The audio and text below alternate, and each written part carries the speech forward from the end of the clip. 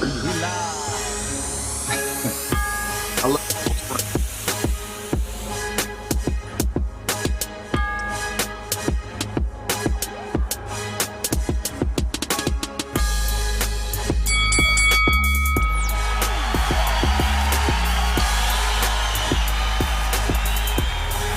Actually, Raquel, if you turn your phone sideways, it'll be better, but that's your phone. Okay. Now you're upside down. Wait. Every time I turn it. Oh, okay. I think her orientation might be locked. Yeah, maybe. Let me see. Hold on. Let me try to unlock it. Okay.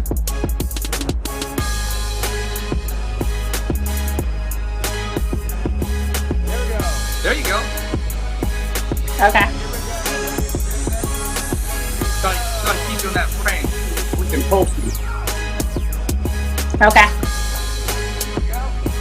Welcome, fight fans, to the Fighters Boys Kick-Ass Podcast. Your Fight Talk Authority. Not to mention the most entertaining and talked about podcast with your kick-ass host, Richard Ortiz. You mad? Come at me, bro.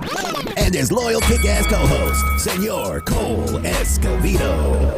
Streaming live and worldwide. Coming to you all the way live from a little place somewhere in Cali. The Fighters Boys Kick-Ass Podcast. Ladies and gentlemen, we're live here on the Fighter's Voice Kick-Ass Podcast, the only voice that matters, the Fighter's Voice. We got a great show for you lined up this evening. But first, I got to say hello to my co-host, the UFC veteran himself. Man, that looks pretty good there, Cole. Cole Escovedo. How we doing, Cole? How we doing, Rich? How we doing, amigo? We're doing good, man. Better than last week. Better than last week. Hey, as we get started in the show, man, I want to talk about that post you posted later on today because we can vent a little bit. But with that Lambo? Yeah, we'll talk about that later on. That right now, I'm kid. trying to get Raquel to get right in that frame, right in the middle. So I'm trying to get in the frame. I'm all over the. I'm There all you over go. the There you place go. right now, but that, seems like I'm that's a little okay. bit better Hey, in the frame now. There you go. We'll take care of you. Can you see me So, a little bit ladies better? and gentlemen, Kinda? yeah, I can. I'm kind of off to the side, but you know, can you see the monitor right in front of you? No, not when I turn it sideways. Okay, then we'll turn it the other way where you're Better comfortable, into the frame. and we'll get you right in there. Yeah. Yeah, so you can turn the phone back the other way if you want to. That'll be fine. Yeah, there you go. I want to make sure the whole world gets to see exactly who you are. So what's up, everybody? So how's everything going, Raquel? I think we froze up a little bit right there. I think her internet connection might not be the best. It may not be, man. This coronavirus got everybody tripping, man. Everybody tripping. It does. Check it to make does. sure. He said, even my internet's sick. It is. Oh, there you go. That'll work right there, Raquel. Ready for things to go back to normal. Can you see me? Yeah, I can. Kind of frozen, but I can hear you. Okay. There we go. Well, ladies and gentlemen, with us this evening, and I'm going to keep going, we have the WBA intern super welterweight champion, Raquel, the Purdy Beast Miller. Welcome to the Fighter's Voice, Raquel.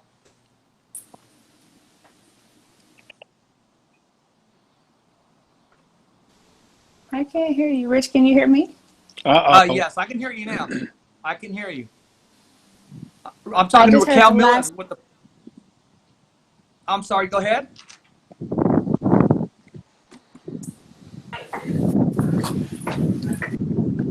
She might have to go outside. Helps Yeah, a little bit possibly better. outside. Yeah, there you go. Hey, don't worry. All we got is time right now with this whole coronavirus, man. So we're going to wait on you. We got you. Yeah, dude, don't even get me started about that Lambo and that little fat kid. No, we're going to talk about that. And in case Raquel don't know, we're going to mention it to her too. It's like, I don't even know if I want to talk about it. I've been drinking. That's a touchy subject. Oh, all right. Well, that's kind of the best podcast we have. Raquel, you with us now? I don't know, well, man overboard, bro. Okay. I tell you what, Raquel, why don't you log out and log back in and put the phone any way you want it? There you go. There you go. Cole, we'll talk about some things right now, and then as soon as she joins us, we'll let her have the platform. But hey, how you doing, Cole? How's everything going, my man? Oh, not bad. Just kind of getting into a rhythm of not having a rhythm, I guess, anymore. I've been playing poker online, sadly, and but I've been looking at those poker apps. I might end up working with one of those poker apps and like networking with all my poker players to like bring them a new tournament kind of thing. Yeah. Well, I mean, it's in your blood. But other than that, seem to be good. well, yeah, I mean, I don't know. I miss the brick and mortar of a casino. I just miss working with players. I miss doing all of that. So it's an idea that came. There you go. That's a good frame right there, Cole. I know. And you know what? They may not want to think so or mention it to you, but I'm sure they miss you too. Because when they got a good, passionate, quality worker like that, at the end of the day, But other than that, it is what it is. It's been a lot of Apex. I'm not gonna lie. Well, that's okay, man. I mean, you're making it happen. That looks like some Modelo right there. No, I'm taking it really easy. It's a Budweiser with Clamato. Oh, okay. There you go. Cole, I mean, Yeah. waiting on KP there. Got a little different. Okay, there we go. But how are the kittens? Oh, they're growing. I sent you some pictures, man. Yeah, I saw that. Yeah, I'm not taking one. That's. Okay, well, I just thought I might know you somebody. I might know somebody soon here in a couple weeks that I think when they get 3 their out of place, they might 5. be. I think 3 out of 5, possibly 4, are already spoken for. Okay. Yeah, but I mean, the agreement is when they take them, they got to have them neutered, man. I'm gonna make sure. I don't just want them just to give them away. You know what I mean? And You might get stuck apple doing it yourself. Well, possibly, man. I mean, that's where you come in. You might. As far negative. I'm not gonna neuter a cat. How am I gonna neuter a cat? Yeah, exactly. Text number to KP that you see right here. KP, you're gonna get a number. You're gonna get a text. Oh, there we are. Raquel, Okay. you back with us now? I'm back. I tried to Okay, see that if I sounds could a lot better. You know what? get You it need a proper together. introduction. Let's go right here. Yes. Ladies and gentlemen, thank you for tuning in to The Fighter's Voice. With us, we have our guest, the WBA intern super welterweight champion of the world. Ladies and gentlemen, the one, the only Raquel, the pretty beast Miller. Welcome to The Fighter's Voice, Raquel. Thank you so much for having me. I'm excited to be here. You're always one of my favorite people to interview with, so I'm excited to be here. Thank you for having me. You know what? It's a privilege and it's an honor. And you know what? This whole month of May belongs to all the women that have paved the way, not only in boxing or MMA, but in life. Because there's women out there, not just in the ring or in the cage. They're officiating, they're ring announcing, they're judging, they're making their impact, not just in the Spectrum event, but worldwide. And that's what you're doing. Thank you so much. And all of the women, of course, myself included, we just want to thank you. It means a lot to us to really get that support. So thank you so much for giving us the platform. Hey, our pleasure here at The Fighter's Voice. But you know what? Let's dive right into it, man, because I've had some questions come up and everybody asked me the same question. And if you're willing to share your platform and we could just speak freely. But before we do all that, I'm going to ask you this. I'm going to mention some names to you and let me know what comes to mind, because these are some of the women that have paved the way in the sport of boxing. What comes to mind when I mention Mia St. John? I think that she was a pretty fighter, and she definitely, had her moments. But she's not one of my favorites, but I respect any veteran. How about the one and only Christy Martin? She's amazing, and she's one of the reasons why I put on gloves. And I was definitely inspired. Seeing her on Tyson's undercard was literally like magic, and it inspired a generation of women that want to be fighters too. So, I tip my hat to her. There you go. And I'm not sure if you're familiar, and she retired undefeated. She wanted to fight Mia St. John, and she defeated Mia St. John in Fresno, California. And I'm talking about Jennifer Alcorn. I don't know Jennifer. I'm sorry. Okay. I don't know Jennifer. Yeah, was she? Oh, that's okay. Hey, she retired undefeated. She had 2 bouts to her name, and she did defeat Mia St. John. Just a couple, women that are out there. I'm sure, because today we got all these women in the sport of boxing. But Yes, and look, your name, just for the record, Lucilla Riker. I always have a problem with her first name. Is my favorite female fighter of all time. I just think that okay. she was dope. So Riker is my favorite of all time. Let's not forget about her. What about Ann You Wolf? can't. And Wolf is a beast. You can't. She has one of the most legendary knockouts in female boxing history. So, she's a beast. You got to take your hat off to Ann Wolf. Oh, she is a beast. But she's a beast, but in her own right, she's not the pretty beast. So let's talk about the True. pretty beast, right? Yes. And this is what I want to ask you. I was flooded today with questions. And everybody Okay. seemed to ask the same question. And I'm going to go right through it. This question is coming from Nancy Rodriguez from Supreme Boxing. She shared the same question with Lukey from ITR Boxing. Mm-hmm. Talk to us about the beef. Everybody's talking about the beef, and we're not talking about Wendy's. Everybody's mentioning, is that beef real with Clarissa Shields? Or what's going on? Oh. Is it to get a payday? Is it to get a Yeah. fight? How real No. is it? Do you really No, dislike no. each other? Or do you guys really hang out? No, we definitely don't hang out. The beef is definitely real. It's not internet, nonsense. To me, at the end of the day, I had really no personal issues with Shield. Shield seems like she's hating on me and jealous of me when she has all the accolades. Like, what you mad at me for? If I'm so little and I'm so insignificant, then why you always speaking on me? You know what I'm saying? Period. Like, you always worry about me. You're always speaking on me, but you always trying to diminish me. But you're not going to talk about how I was the one in London helping you get ready for the games. You're not going to talk about how we had split decisions almost every time we fought in the amateurs. So it's just like, I just laugh at the bullshit. But at the end of the day, we're waiting for that fight. We're waiting for that call because talk is cheap. It's been a lot of nonsense. It's been a lot of going back and forth. But the fact of the matter is, we ain't got no contracts. The only contract that we did get officially was a debut contract. And the contract was for, I think, like $8,000 or $10,000. Like, come on now, be serious. And it really, in reality, wasn't even about Shields. I really didn't even like fighting under the Rock Nation banner.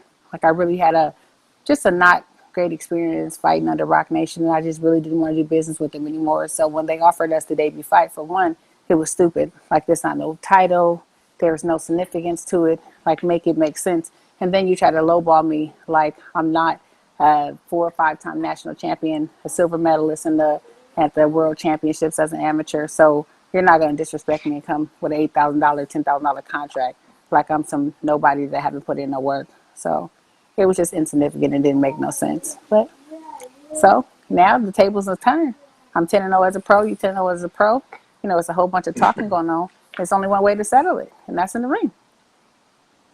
So you're more than willing to. The contract's presented and the numbers meet your value. You're ready to go. Why not? What are we waiting on? There you go. Now, just in case it doesn't fall through, just in case she takes another fight, who's next on? Hannah Gabriel. Who's Just next like that you want to cross paths with? It's only right for me and Hannah Gabriel to meet up in the ring. I heard she did an interview where she said that she'd take me as a tune-up. And all right, I'll tune your ass up. All right, what's up? We're under the same banner. We're under the same promoter. Let's make it happen. I'm your mandatory. This is Hannah Gabriel's. So, Oh, really? I think she did an interview and she said that she would take me as a tune-up fight. I said, okay, send the contract. Let's get it. I'll tune your ass up. All right. Take me as a tune-up. Let's do it. Send the contract. That's what I'm talking about. Cole, when you hear that, I don't want to say animosity. When you hear that business that can be taken care of in the ring, and the way it is outside, how hard is it to put two combatants in the ring together when they really want to fight? In the era we live in, it's very hard to make a fight nowadays. Yes. I mean, yes and no. I mean, you could have two guys that really want to fight each other or two girls that really want to fight each other. And the promoters may just say, oh, that fight doesn't make sense. It's not entertaining. And then you may have fighters that we've seen tons of times where it's like, that fight makes zero fucking sense.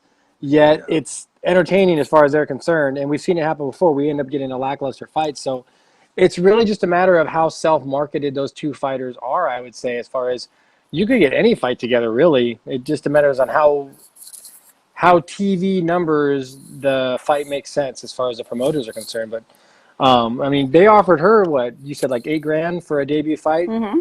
Yes. Yeah. See, that's where they're not taking into account all your stuff, and the MMA fighters run into that all the time. They'd be like, oh, it's your debut fight, but they forget that you're like 15-0 with like an amateur record or something, but they don't count those fights, so they try to lowball them. So that sounds about right with both sports. But as far as putting two fights together, it really just depends on not how it looks on paper, but how they think it'll look on TV.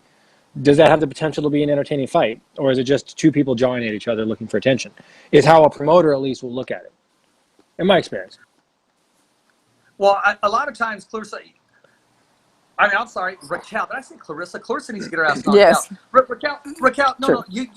you've taken your own. Because my next question is about Clarissa Shields, because I met her in Vegas and I mentioned your name and she told me, oh, talented fighter. She didn't say anything negative about you. She just said talented fighter. I met her on the undercard of Tyson Fury and Deontay Wilder, the rematch. Mm-hmm. And, well, actually, no, she was hanging out there, and I mentioned your name off camera, and she said talented fighter, and just left it at that. Good for her. Look at her, giving her a little point for positivity. Isn't that great? But I mean, it is talent great. can't be denied. I wouldn't be who I am today. I wouldn't be where I'm at. You know, the only reason why I haven't been able to get more substantial fights, you know, look to my promoter, not look to me. You know, because I've tried to make these fights happen. Even for the Marcela Cordejo, I've contacted her manager personally. Like, what's up? Let's fight. You know, we've had our history. We've gone back and forth. We're both in Cali. It only makes sense for us to settle in the ring. You said that I was ducking you too. So I called your manager like, hey, 360 wants to put us on the headlining card. Let's make it happen. Crickets. That was the next question coming from Supreme Boxing from Nancy Rodriguez. She wanted to ask, how real is that beef with you and Maricela? The reality of it is, like, beef is a really strong word. So I'll just kind of put that out there. Like, at the end of the day, Okay. I'm not losing no sleep over none of these girls, you know. But, you know, but it's boxing. And when it comes to the boxing aspect of it, I definitely want to fight her. I definitely want to prove I'm the best. I definitely want my shot, you know. So beef personally, no, it doesn't. It's not that serious to me. But do I really want to fight you? Do I want to knock you out? Absolutely. So do I think that we can make this fight happen? Absolutely. We're both in California. You know, we've had our history. It's only right for us to settle it. So absolutely. Send a That contract. fight. Let's go. Now, what about Christina Hammer? Yes, that makes sense. I mean, that's the one thing that I feel like the promoters are really doing the women fighters a disservice. I think that there's a lot of talented fighters right now. There's a lot of good fights to be made, and I feel like the promoters are dropping the ball. Like, yes, Shields is talented. That's great. But there's also a ton of us that's out here hungry, ready to fight, and the promoters are dropping the ball. Because, like, I can fight Napoleon, I can fight Hammer, I can fight, you know, Hannah Gabriels, Cornejo. There's so many girls here that we could be fighting, and I think there'll be great fights. But, you know, here we are, and the fights There aren't you being are. made. So maybe the promoters can do their part so we can get in the ring, because we're definitely going to sell the tickets. I sold 20,000 of tickets in a week. So call my bluff. What's up? There you go. I was in the middle of reading the question. It was from Jason Alexander. He said Clarissa Shields needs to get knocked out, and Raquel Miller's the woman that can do it. That was the question I was asking, and I got tongue twisted in the middle of the question because I wouldn't dare call you somebody else. You know, it happens, but No, it's I all wouldn't do love that it. today. All I love. wouldn't do that I mean, tonight. to be honest, like I'm really looking like we've been really ready to just go, and we've been hoping to get that fight. And it went from first me ducking the fight to me not signing a contract to me being scared to not being talented to now I have to fight somebody to get that fight. So, you know, make it make sense. But in the meantime, it's like whatever. If you don't want to give us the fight right now, you know, we've already asked for it. You said you're the GOAT. But if we can't get that fight, it's okay. Because Hannah Gabriel's on my hit list. You know, Cornejo's on my hit list. Hammer's on my hit list. So what's up? You know, whatever. Whatever it takes Hey, to get there, let's do it. You're just waiting for your phone to jingle. You're Not there. pretty You're waiting. much. Like, I mean, what else are we waiting for? Like, we put in the work. I'm 10-0. You know, I'm ready to prove it. I'm ready to put it on the line. Like, I'm not ducking nobody. I'm here. You know, call Lou DiBella. Send the contract. Hit me up. What's up? Make it happen. Yeah. Cole, when you hear this, and there was a point in your career that you took your own career in your own hands. You said, you know what, I'm going to make this fight. I'm going to get myself a fight. What advice can you give Raquel Miller, man? I mean, because right now she's willing and ready to take on all comers in her division. I mean, there's probably not much I can tell her that she's probably not already gone over herself. I mean, It's really just a matter of making fights that you know you can sell tickets for. That's really all it boils down to these days. Like I said, we've seen the UFC put on so many fights that are they're just beyond questionable matches, and you're just like, why? And they're like, oh, it'll sell, it's entertaining. Cool, sure, but I mean, the only people who manage to win on that one are the promoters because they get all the pay-per-view buys, they get all the ticket sales, and it ends up being a really boring fight. So you got to be careful with that. It's different. You got the social media day and age. We didn't really have social media that was like super heavy when I was fighting, so it was more like word of mouth. But it's self-branding. That's what it boils down to. Getting your word out there, showing them that even if it's a handful of fans that can be vocal, want to see the fight, then that's how they'll sell it. Is getting promoters to think, oh, well, we'll sell tickets to this fight. Who cares if it makes sense in our mind? It's what we think the fans want. And once you can convince them that that's what they think the fans want, then you can get the fight. It's like a magic trick kind of thing. Well, you know what? So I guess I need to work on my magic. It's just you just Well, got to show promoters that hey, people will buy tickets. Even if you got to get people to go online and petition for it, just random people start polls, Yeah, start so then Facebook it's like, pages about it. yeah, I need to just do better. You know, that's one thing that I told myself, and unfortunately, the whole coronavirus thing took over. But this year was really just about, But like, what's up? that's to Asking your my fans to advantage. say, hey, who do you guys want me to fight? You know, who you guys want to see me fight? They're like, okay, when are you gonna fight Shields? I'm like, she blocked me. You go ask her yourself. You know what I'm saying? Go blow up her Yeah, comments no, and just tell have her. You go know? on Instagram and just say, hey, tag a fighter that you think I should fight, and just have the fans do it. And when you get one fighter that's been tagged in your comments like 35 times, like people will start to take notice that hey, well, there's obviously somebody we want to see you fight. And then it's just a matter of like offering venues, finding venues that are close to both of you. That way you can boost ticket sales. That way you're basically doing the job for the promoter. And at that point, they kind of run out of things to say no for. It's like, well, look, we found you a Exactly. venue. We already told you we can sell it. We've got promoters. We've got fans. What's the problem? And at the point, they're like, oh, okay, fine. You know, once they're out of excuses, you've done all the hard work. Exactly. well, So that's, I I guess, tell you what, Cole. Raquel is an easy fighter to market, my man, because when and she's just being real humble right now. I just want a t-shirt and a hat. Bro, if you go through her page, I'm not sure if she's a thank model. you. I want to call her a sex symbol. I want to call her a possible actress. I'm not But she any of can those definitely things. market. Look at there you go. We're showing it right now on the screen. She can definitely market herself. Well, yeah, so Definitely. she's So, got There an you image that are. she can easily market. That's obvious.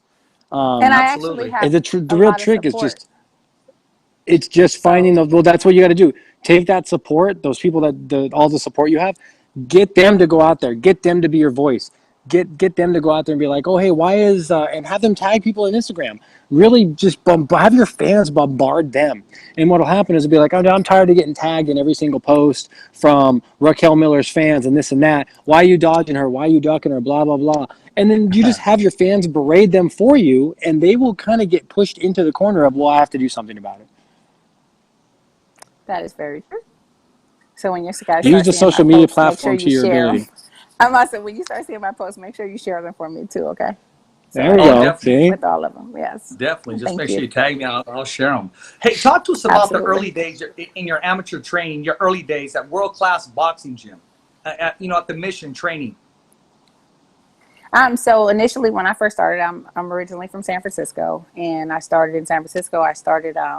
I worked with Ben Batista originally with SFC, and that's where, Kareem Mayfield and Aaron Coley, Troy King, we all kind of came up in that gym and just developed like a real, family there. And I was there for about, I think, 2 or 3 years. I got to go to the Olympic trials. I got a bronze medal at the Olympic trials, made Team USA, got first place at the 152, won the nationals, went to the worlds, and then I ended up getting my new coach, Bashir Abdullah, and that's why I'm actually living in San Diego now. We've been together now for I want to say going on 4 or 5 years, maybe even 6 years now. But, my roots are always going to be in San Francisco. There you go. That question came in from Lukey from ITR Boxing. So what's up, Lukey? Lukey's a good friend of mine too. So shout out to Lukey. He's been covering my career for a long time now. Yeah, that's good. No, he's a good dude. So tell us, what's on your mind? I mean, what exactly, how are you staying active? I know mentally you're ready to go. Physically, how are you staying active with this kind of shutdown with this coronavirus? How are you It's surviving been in your sport? It's been a challenge, but I just feel like this is where you get innovative and you just kind of figure it out. So, you just start putting in the extra miles, you start shadow boxing, you get some weights, and you just kind of get your calisthenics in, you get your push-ups in. I got one of my strength coaches to come out here and just kind of give me a lot of workouts that I can do on my own at the park. And just the grind doesn't stop, whether it's inside the gym or it's at home or wherever it's at. I'm going to do what it needs to happen to just keep progressing. So, of course, it's not to my liking, but, hard times don't last, tough people do. You figure it out. So just kind of being creative with it. Hopefully, probably like next week or so, I'm going to just go and hop on live and do like a live workout with my fans and just kind of tell them to tag along and have some fun. And you don't even need no gloves or bag. You can just kind of hop in and have fun. So next week on Wednesday, I'm going to do a live workout at noon. Actually, hey, that's a very great idea. That's a smart idea. I know Tyson Fury does it every morning, and he puts it out there. And his hours are a little different, but he's out there and he's active and he's showing everybody that he's ready. And everybody knows that you're ready. Everybody knows when they talk about Raquel Miller, they're just waiting for the opportunity that's given to you. They know you're going to cash in, and you have a lot of fans, man, just getting ready to explode with you once you propel that actual belt around your waist. Yes, I do. And I just have to just really tell them thank you so much, because I have a lot of support that they've been supporting me now. This is my 10th year boxing. And some of the people that support me have been on this journey with me from when I first started. And, of course, I love boxing, and that's, my first love right now. But I'm actually just, I have a nonprofit organization, Ladies in Power, that I'm a part of. And I have my clothing line that I just launched again and, just kind of relaunching it. It's Pretty Beast Athleisure. So it's just all about kind of diversifying myself and making sure that I stay ready with boxing, but then also expanding my wings and just kind of showing that the sky's the limit. Cole, that's exactly, hey, let's put the manager promoter hat on, Cole. That's exactly what you want to hear. I mean, market yourself and market your brand. Absolutely. Yeah, you're making it kind of easier for the manager. The more social media activity you have, the more self-branding you're doing. The less often your manager has to call you and say, hey, you can put a video out, or hey, let's just get a workout video in, or a meet and greet announcement, something. Like, as long as you're already doing that on your own, you're kind of just making your manager's job, I don't want to say obsolete, but you make managers nervous sometimes when you do that stuff, because you're doing stuff that their whole job and their whole existence is to like get you to do anyway. So if you're doing it on your own anyway, realistically, a promotions manager's job only ends up on like sponsors, like finding you people to pay you to train, basically. Mm-hmm. And I think that that's really important for fighters now to realize that the promoters aren't going to promote you. My only help. Correct. They'll promote the fight. That's about it. They'll promote the fight, but they're not going to promote you. And excuse me, it's all about like, developing your own brand, developing your own identity. So whereas you can get your fans and people to really kind of tag along on your journey, but don't expect them to really, promote you like you can promote yourself. Here it is, like I've been boxing for years now, and I have a decent following. It's not even as great as what it's about to be, but I'm really thankful because I haven't got to fight on TV yet. So a lot of times people don't really get to know who you are because they haven't got to see you fight. They don't know who you are. So self-promotion is really, really big, because like, that's why they're trying to keep me off TV. Because when I get that TV, they already know it's over. I got fans now. I'm going to have fans all around the world soon. Well, as soon as I get that shot. It's a wrap. And actually, yeah, when I first met you and spoke to you in Oakland, that was one fight that wasn't televised on HBO. And a lot of fans were disappointed, and a lot of followers, because that was supposed to be your debut. That was supposed to be your, okay, world, this is who Raquel Miller is. But you know what? Your time's going to come. Your time's going to come, and you are going to shine like the star and the champion that you are. Yes, it's only right. It's only, you keep putting out in the universe, it's bound to come back. So I trust my vision. I trust my brand. I trust myself, and I believe in me. And I know, even if people don't know or people are in doubt, I'm going to show you guys real soon. I promise you that. So, you know what? Let's talk about, where you go to for a vacation. Coach, she just don't go to the mountains, man. She just don't go to Disneyland. She just don't go to your average places. There you go right there. The same portrait that Mike Tyson took. She's all over the world. And you embrace your time away. Talk to us about your travel, and what it does for you to open up your mind, body, and soul. I've been really blessed. I've been to 29 countries, and I'm the first person in my family to have a passport. And there's something that you can't learn in school or you can't learn at home. From when you travel, you become worldly. You realize how rich you are and how blessed you are. You also get to appreciate other ways of life. So for me, I always try to, every time I fight, I make sure that I buy with my fight purse, I buy a trip somewhere, because it keeps me focused, it keeps me humble, and it allows me to see that these are the fruits of my labor. So I'm always thankful. You get to just meet some amazing people, make friends everywhere, try different cultures, different foods. It's just something that really keeps you grounded. And I think that's what keeps me focused and even more humble and hungry to keep proving myself and, keep sharing the love all around the world. This is a great story. Like, I'll post up and I'll post a picture and I'll say like, hey, I'm in Colombia. And I literally will have friends hit in my inbox like, hey, I'm here. I love you. Can you please, can we meet up? Even in Egypt that happened, in Colombia that happened, in Poland one time that happened. Literally, like, all around the world, people will hit you up when you're somewhere and you're in their country and they say, hey, we love you. We support you.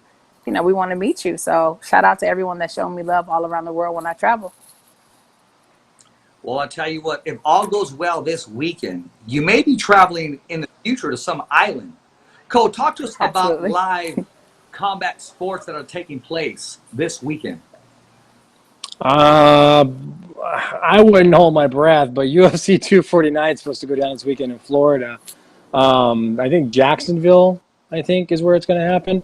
Florida got the okay to open back up, and they were going to do WWE. So UFC got the green light. So Saturday, what is that? The 8th? No, the 9th. The 9th. Saturday the 9th. It's supposed to be Ferguson and Gaethje. Who else? Cejudo is going to be fighting Dominic Cruz at 135. But like I said, I'm not holding my breath. I don't know if You that don't think card's it's going gonna to happen? coming off. I think I'm this not a went very out. big believer. What They also about said the the Palace whole was going to Dana happen. White? Yeah, what about Dana White and the island fighting or something like that? Well, that'll happen, but that's just I think that's a dream project for Dana White, to hold fights for fighters that fuck up and can't get out of the country or can't get in the country. He just holds it on some international island where you don't have a passport or a visa. That's fine. We don't have an extradition treaty with anyone, so it doesn't matter. We've had some Oh, that fights makes that, sense. like, okay, look at Lee Murray. Way back in the day, Lee Murray got implemented with like one of the biggest heists in Europe's history or something, one of the biggest bank heists or armored car robberies or something. He went to prison, so he couldn't get an extradition, right? He couldn't fight out of the country. You got guys like Khabib who were in trouble for a while after that whole scrap with Conor. He probably had his visa at risk. So if you get fighters that don't have a visa, they can't get a visa, they got a criminal record, but they're still good fighters, something happened, whatever. Why have a scrapped fight when you can have an island all Mortal Kombat style and just have international fights where it doesn't matter if they have a visa or not? They have a fight. That's all that matters. I think that'd be pretty cool, to be honest. I think it'd be really cool, especially like given the times right now. We still want to fight. I'm even open to fighting without an audience. Long as it's televised and long as people can see it, then let's fight. Like, what are we? Yeah, waiting they tried for? that We in can Brazil. train. We can get in the gym. Let's go. Let's see. Let's have at it. I mean, The I'm like, only offset I see on that is they'd have to raise pay-per-view prices to offset the loss of actual live gate, which is fine. I mean, but $69.95 for a pay-per-view of a shit card, sometimes it ends up being as bad enough as it is. But I'd still be down if pay-per-view, no audience allowed was the only way to watch sporting activities. It would suck, but I'd still watch. Like, why not? especially considering that we don't have any sports right now. So I'm just like, Yeah, exactly. we don't have Why? boxing. Why not? Saturday Watching all the be the classic fights.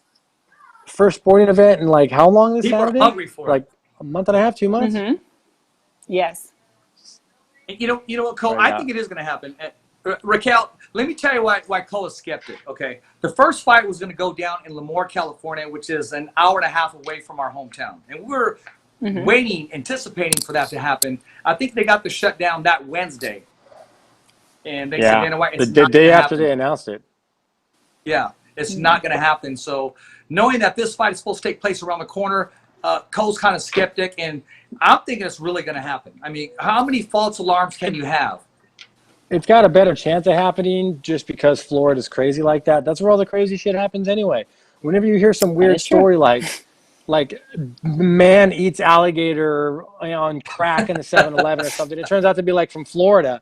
And you're like, oh yeah, that makes sense. Hey, that was probably Regis Pro Greg, because he'll do crazy stuff like that. He doesn't care, man. But I mean, they opened their beaches too, didn't they? Didn't they have like everyone from spring break show up in like Florida? California has opened. Guess who had the key? Guess who had the key to open it? Regis. I mean, he's that type of dude that lives life on the edge. No, he didn't. I just think And then that some people, would. I kind of feel like it goes both ways, because some people are just over this whole coronavirus. They're like, to me, it's like, if you want to go outside and you want to run the risk of it, then go outside.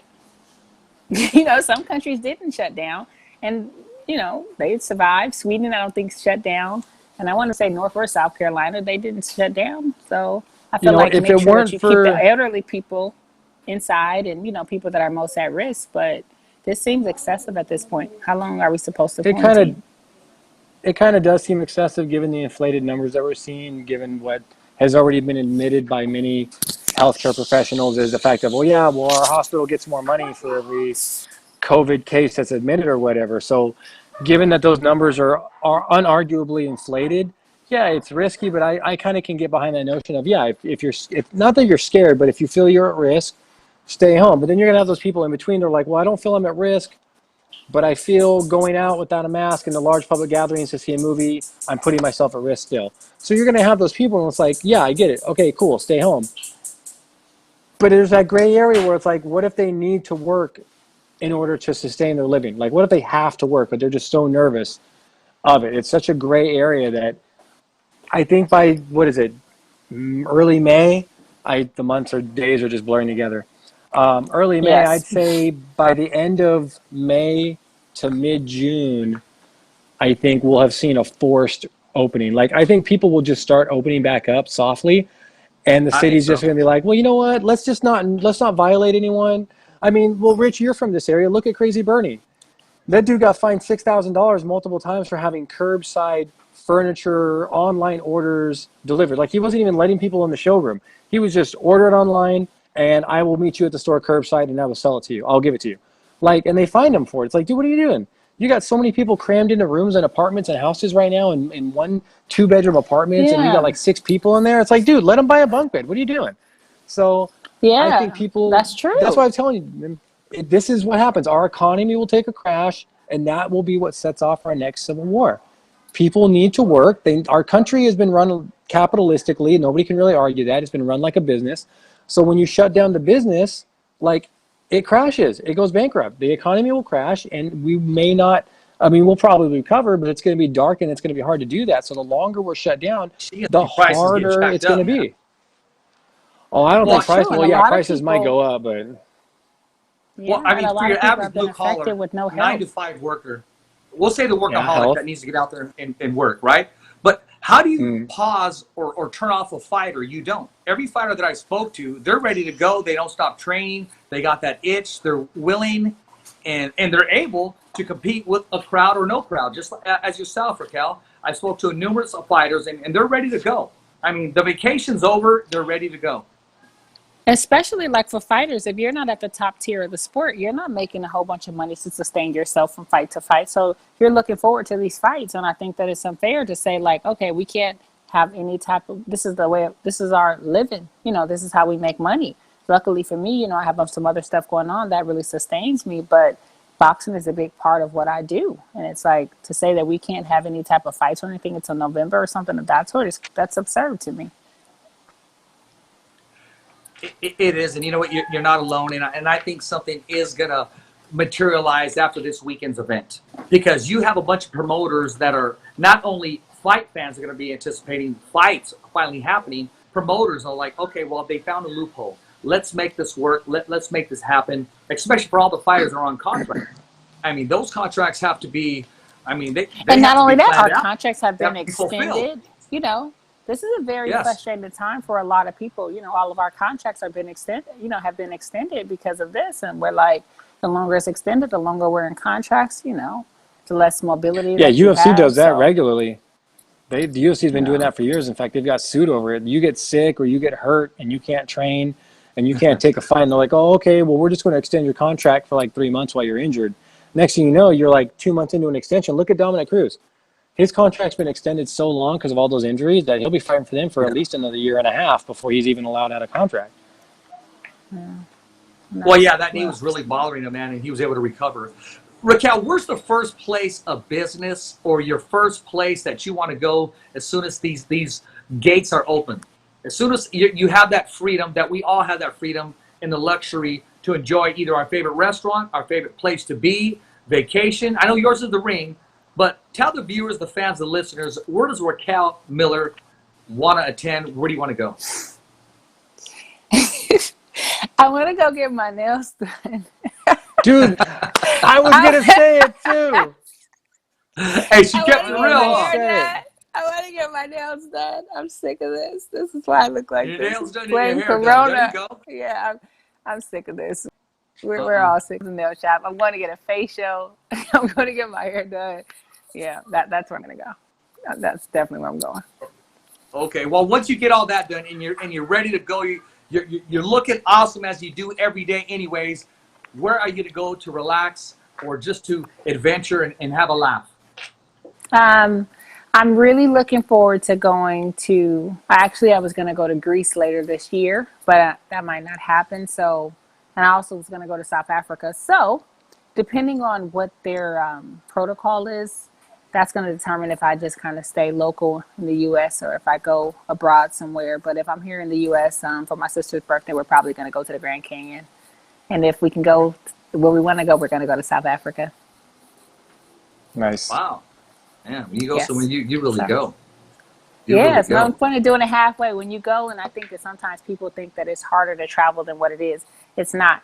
Go on Expedia, pick a date, pick a location, and go. Book the ticket. It's like life is for living. And, I want to be known for not only just being a great boxer, but I want to be known for inspiring people. I want to be known for, all of the people, all the places that I've shown you and, explored with you to kind of encourage other people to do the same thing. You only got one life to live.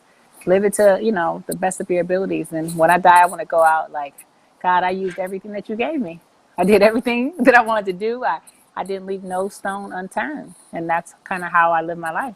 Like, I want to challenge myself. I want to push myself. I want to go explore the world and, leave my mark. There you go. Speaking of leaving your mark, San Diego, California. Somebody just teamed Yes. up with Team Canelo. Eddie Reynoso. We're talking about the former heavyweight champion of the world, Andy Ruiz Jr. Just signed a deal. Now he's going to be trained by Eddie Reynoso. What's your whole take on that? Teaming up with Team Canelo. They've done really good with the Garcia guy. Didn't he team up with the Team Canelo Ryan. team? And now he's doing, Ryan Garcia. He's teamed up with them. So I think it could be a good thing. I like Canelo a lot. I think he's super talented. I think he's super cute. He has a fan in me. I think that's Why a you great moved to thing. San And I Diego, think- Man, I've been looking for his redhead ass. But really, I think it could be a good thing. And I think that with that dedication and that focus, it could be a really good thing for him. Some I'm excited Canelo to see what lookalikes going to happens. come knocking on her door next week. Watch. He'd be like, what's Without up, girl? having He'd be like, oh my love God, it's Canelo. Canelo. Everybody's going to dye their hair Yes, red definitely. right now. Dude, right? Man, I'm Exactly. like, Canelo is that dude. I got to take it off for Canelo. Canelo is that dude. So props to Oh, Canelo. hey, Canelo. he's quite an athlete, man. Cole, let's He talk is. about, man. No, yes, he is. Cole, let's talk about you, man. Where are we looking to go? Where are we looking to adventure in? And because beforehand, we were getting ready to talk about, game show host. So I know that's still going to Oh, materialize. God, out in the yeah, future. dude. And you have some great ideas I'm- for that. But what are you looking? Where's your serenity coming from once those doors open? Where do we start, right? Work, maybe. I don't know. Okay. I miss doing consistent things like every day. I miss a schedule. Like, I have to remind myself, like, every other couple of days, I'll have to go, well, what day is it? Like, I shouldn't have to do that. Like, I just want some more consistency. I want to be more productive. I just don't, you know me, I'm a productive guy, but I feel like I'm not being productive. And I want to start doing something physical again, like that actually has a purpose. Who's making tea? I'm fasting right now. My sister's making tea, so she just actually jumped up to go turn it off. But I'm actually fasting for 30 days from sun up to sundown, so no food or water for me during the Nice. day. Yeah. But I Wow, would that's say, great. Rich, Yosemite would probably be somewhere I'd want to go when it opens up. Somebody. Nice. Where are you There gonna you go. go? Yeah, It's close. clean air. You know what? I'm gonna. Wow, good question. He's going to Casa Corona. Stop. Yeah, possibly. You know what? I don't know. I mean, maybe Las Vegas will cover a fight. I mean, it's in my blood. I love covering big events, and you know, maybe I don't know. Good question. You caught me off guard. I really never had anybody ask me questions. I'm always the one asking questions. He's Somewhere he's to like the find my genie of people. Aladdin. She is. You know, it's like, oh, nobody's ever Yes. asked me that question before. I don't Yes. know what I would wish Yeah, for. I want to know, where are you going? Like, what are you gonna do? What do you miss the most about regular life?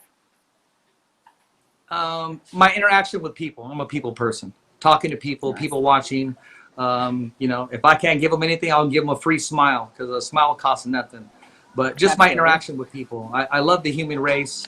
Even when I get road rage sometimes, when they cut me off, man, I just got to collect myself and say, you know what, okay, this is why I'm here. Trying to help people, you know? So, yeah, I miss my interaction with people.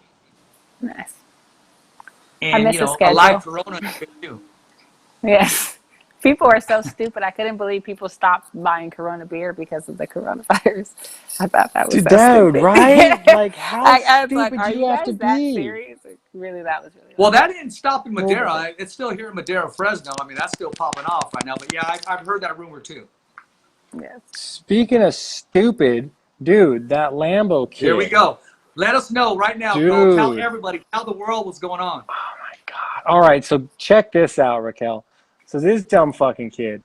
So this 5-year-old, mom won't let him take a visit to buy a Lambo. Like, they won't buy him a Lambo.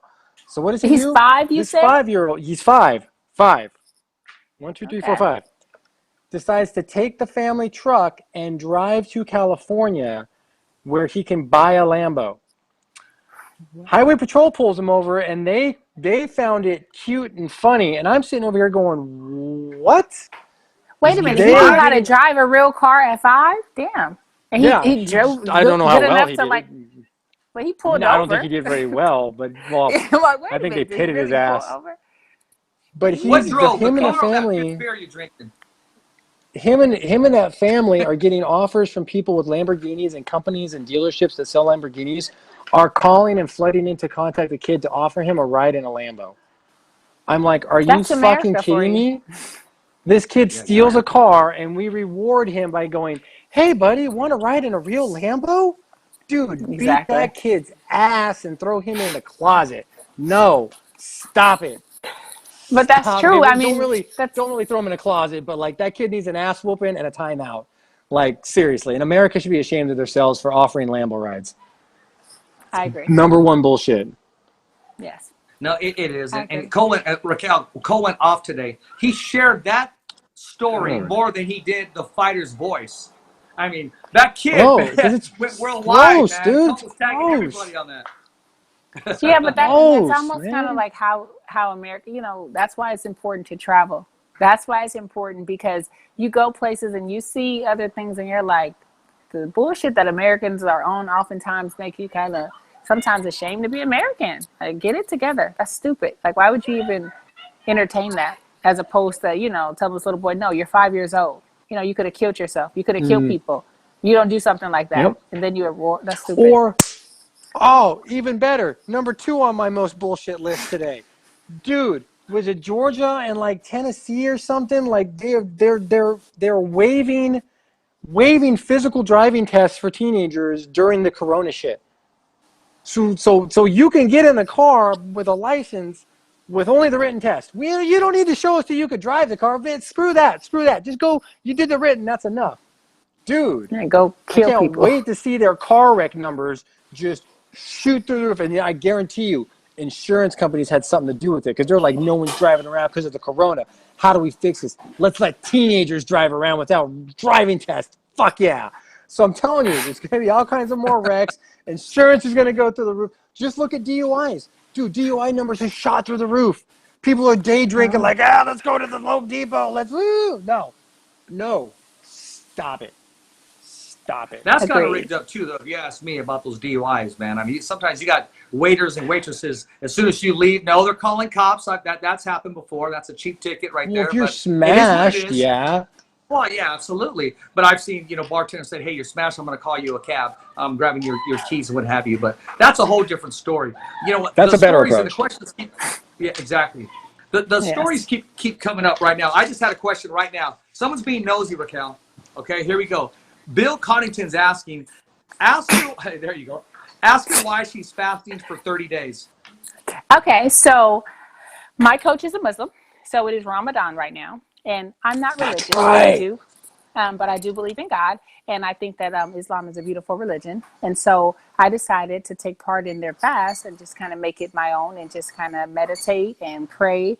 And I also know that there's a lot of health benefits with fasting, so I just really wanted to see what it would do to my body. I was tired of being fat in the house, and what better way than to not be fat than to fast, and then just to kind of see the mental toughness and clarity that it would bring for me. So I'm that kind of person. I'll definitely try stuff. I'm open to knowledge and information. So this is my experiment. And then after this fast is over, I'm going to do a fruit and veggie fast for 7 days. So Have you tried yeah. intermittent fasting yet? I haven't. That's going to be kind of like this year is all Terry about Crews me swears just- by it. Really? Yeah, so I can Yeah, say the I dude, really feel. the dude from the Old Spice commercials. I think Yeah, it's really he good for you. I swears think by it it. gives your body a break. And for me, it was just like I wanted to see the mental clarity it would bring, the health benefits. And I just wanted to see what would happen if I meditate and I fast and I pray for 30 days straight and just see my mental How far in you toughness see to you? not. Like I'm 2 5 weeks days in. 6 days? My mouth is 2 weeks dry in, as how do you? hell. I want some water.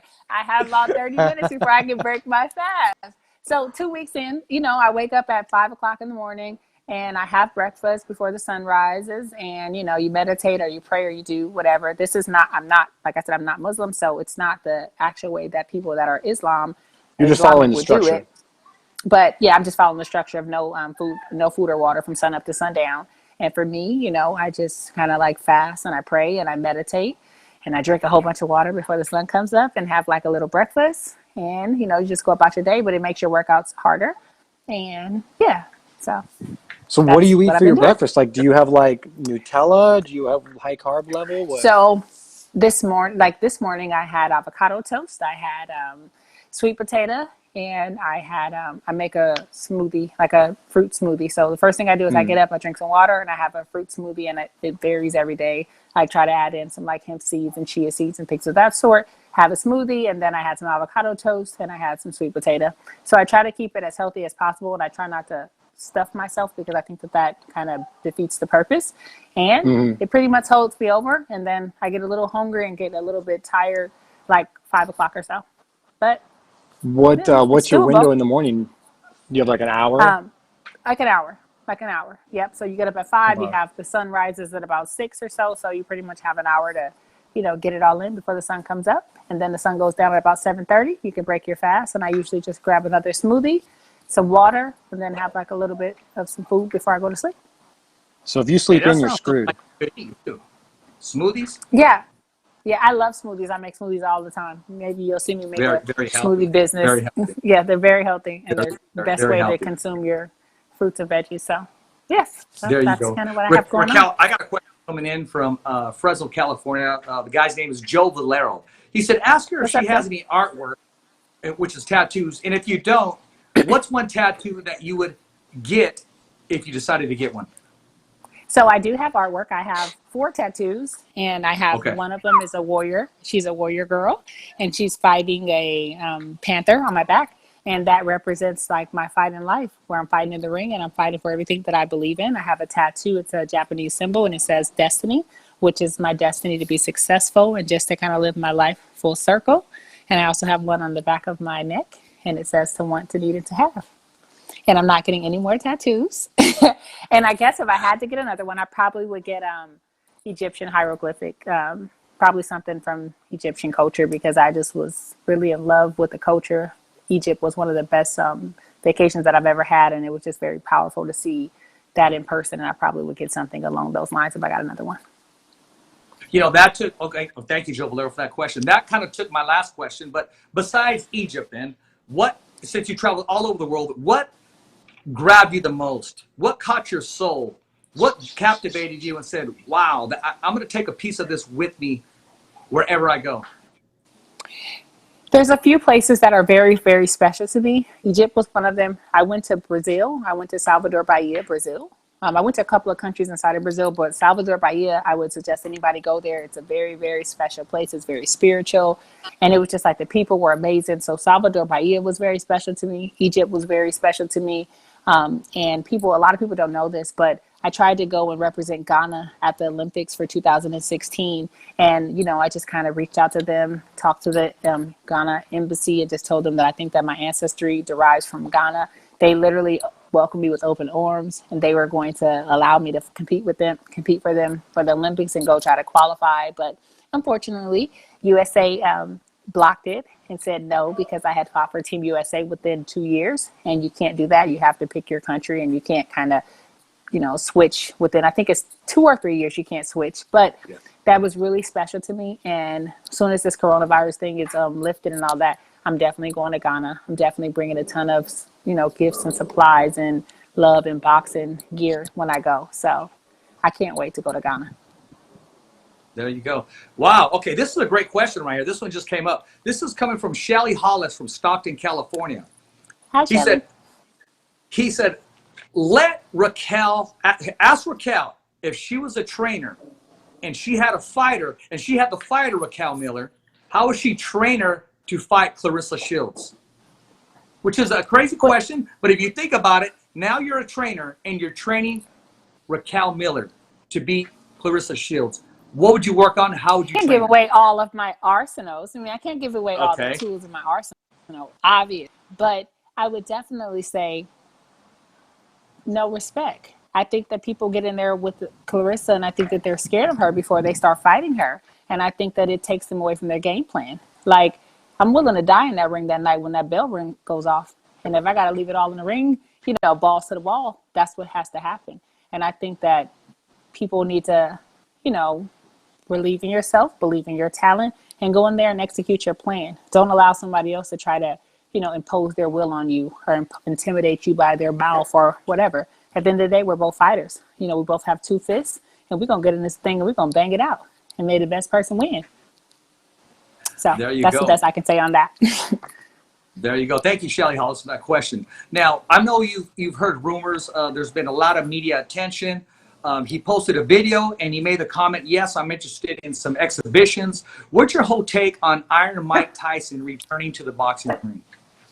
Well, obviously, I'm a big fan of Tyson. I think that he's an incredible fighter.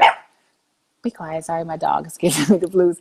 I don't really care to see, I don't really want to see Tyson in the ring, honestly. I think that he's in incredible shape. I think that he looked vicious on those mitts. I posted his mitts, but I really want to see him just leave his legacy intact. I don't know if I really want to see that. Just me being honest. But I mean, if it's an exhibition and it's someone, maybe like if they do Holyfield and Tyson, I want to see something like that, you know, like, but I don't want to see him fight a really young up and coming fighter. I don't want to see that. But if it's like a Tyson Holyfield or something like that, and they're trying to settle the score and Holyfield's mad about his ear, he can't wear his face mask and shit, I want to see that. You know, like I want to see something like that. I would be supportive of that. Yes. There you go. Exactly. Yes. No, you're not alone on those. I mean, because we don't want to see not just anything tarnished, but we don't want to see a shell of somebody and somebody get physically hurt. But Iron Mike, he's only built one way to go forward and lay it all out in the ring. And at this point in time, he has nothing to prove. Nothing whatsoever. That's just my opinion. But in an exhibition, yes, with maybe some oversized gloves and, you know, the right opponent in front of him, absolutely. Other than that, yes. You know what? I'll look at his highlight reel. Me too. I'll study that, and I'm okay with that. I think that he's a phenomenal human. I really enjoyed his documentaries and his show that went around the United States, and he's dope. And I wanted to say, keep the brain cells that you have, keep your health. You have your family, your children, do that. Focus on that. Boxing, you had that, that's a past tense now. Leave it alone.